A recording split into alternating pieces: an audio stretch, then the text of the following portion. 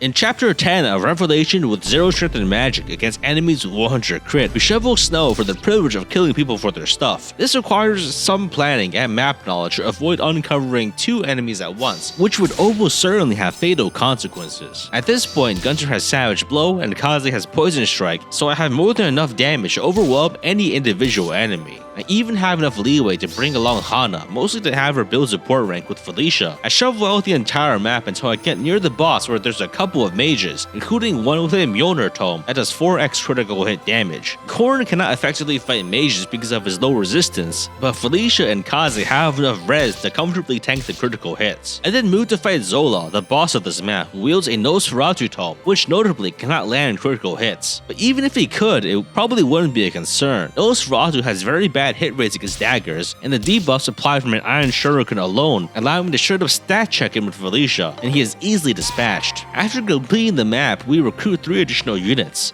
The first is Takumi, who has 0 strength and magic. Takumi is probably the best bow user in Revelation. On top of his powerful personal bow, his personal skill and quick draw give quite a bit of extra damage with easy to activate conditions. The second is Hinata, who has 0 strength and magic. Hinata is mostly useful as a stat backpack. Since he joins at level 10, he's probably the easiest way to get an Oni chieftain for a hefty plus 4 strength and defense para bonus. And lastly, we get Oboro, who has 0 strength and magic. Oboro can be useful because seal defense is one of the strongest defense debuffs in the game, but actually taking advantage of it is a little tricky. And unfortunately, she is easily outscaled by Revelation's increasingly powerful enemies and will soon be dropped to make room for better units.